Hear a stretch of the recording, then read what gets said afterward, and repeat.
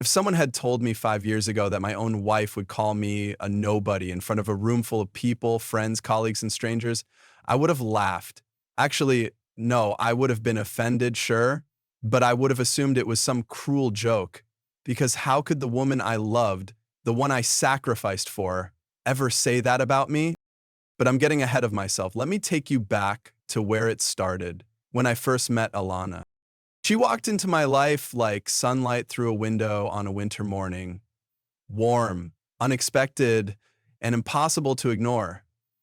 We met at a conference in San Diego. She was presenting her research on nonprofit marketing strategies, and I was there because my best friend had bailed last minute and his ticket would have gone to waste. I wasn't even supposed to be there. I was a school counselor at the time, not exactly the kind of guy you picture blending into the ambitious, sharp-talking crowd at a corporate development summit, but I was curious and lonely, if I'm being honest. My parents had passed away the year before, and my social circle had shrunk to a few friends who were either married, too busy, or both. And then there she was, Alana. Confident, brilliant, with this presence that made everyone lean in just a little closer. I watched her navigate the room like she'd lived 1,000 lifetimes in 1,000 boardrooms. And then, by some strange twist of fate, she sat beside me during a breakout session. We talked about small things: coffee, books, her preference for oat milk, my love for old maps. Nothing romantic, nothing special, but it felt different. 2 months later, we were dating. Within a year, we were married in a small garden ceremony with barely 30 people. She looked radiant in her off-shoulder ivory gown. I remember her laughing as my cousin dropped the ring. I remember her whispering, "You're my home now," when we danced our first dance. That night, I promised myself I'd never let her down. The first year was bliss.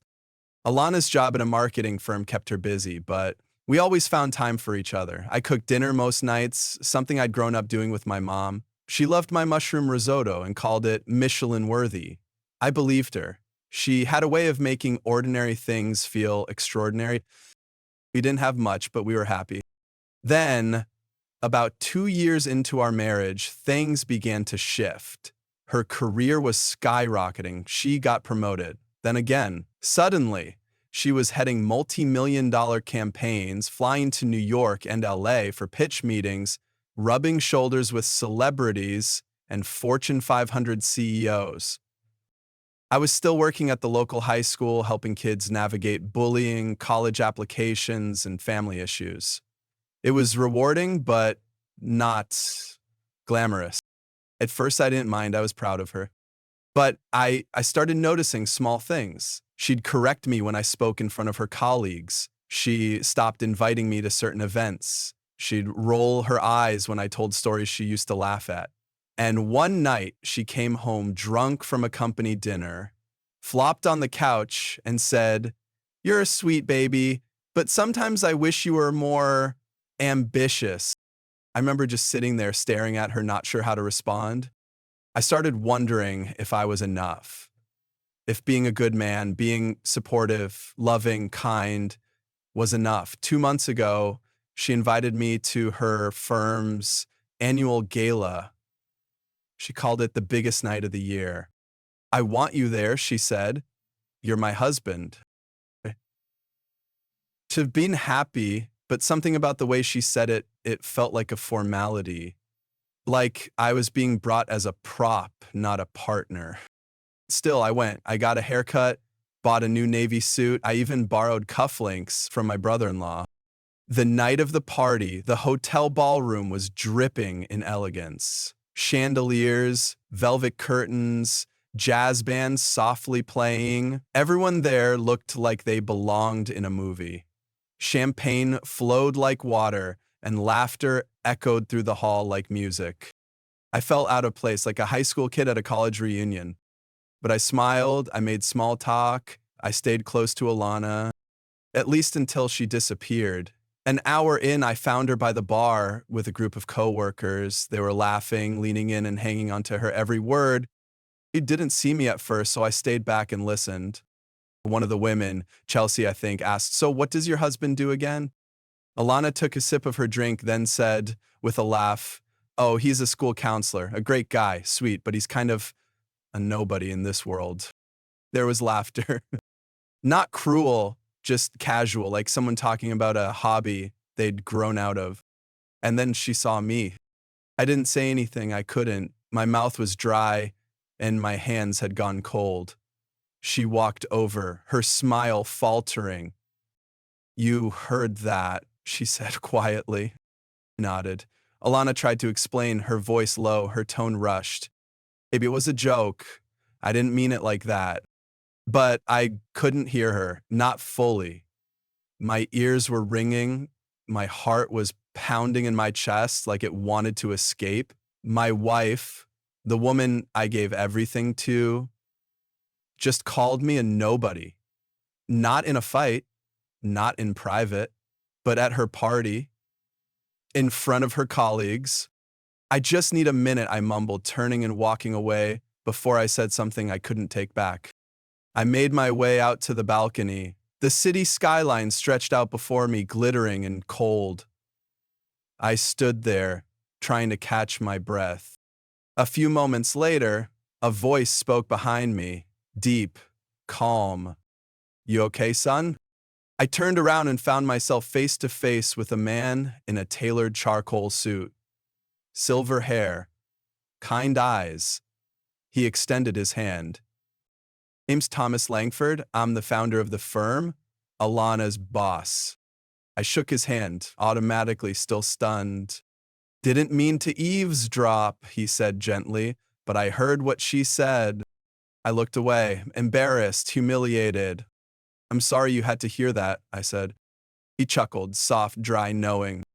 "No, son, I'm sorry you had to live that. That wasn't right. I've known Alana for years. She's brilliant, no doubt. But sometimes people get so busy climbing, they forget who's holding the ladder." Didn't know what to say, so I just nodded. And then he said something I'll never forget. "You're not a nobody. You're a counselor, right? You guide kids through some of the hardest years of their lives. You help them find direction when the world makes no sense. That's purpose. That's real impact." He patted my shoulder. "Don't let a room full of people chasing numbers make you feel small. Most of them wouldn't last a week in your shoes." Thomas didn't go back inside right away. He stayed out there with me for another 5 minutes, talking about his own regrets, how he missed his daughter's graduation chasing a client, how he got divorced because he forgot that being successful and being present aren't the same thing. Eventually, he said, "Come on, let's go back in, but this time stand next to me." I followed him inside, unsure what he meant. The music had shifted to something more upbeat. Alana was by the dessert table looking anxious. When she saw me walking in with Thomas Langford, her face paled. He called for a quick pause in the music, clinked his glass with a fork, and said he had a few words to share. "Tonight, we're celebrating a successful year. Incredible campaigns, big wins, and we owe a lot of that to people like Alana," he started. The room applauded. Alana smiled again, relieved. "But tonight I was reminded of something more important than numbers." He looked directly at me, then pointed. "This man right here, Alana's husband, is a school counselor. You know what that means? It means every day he shows up for kids who are broken, angry, confused, or hurting. He doesn't get bonuses. He doesn't have private jets, but he saves lives in his own way." The room quieted.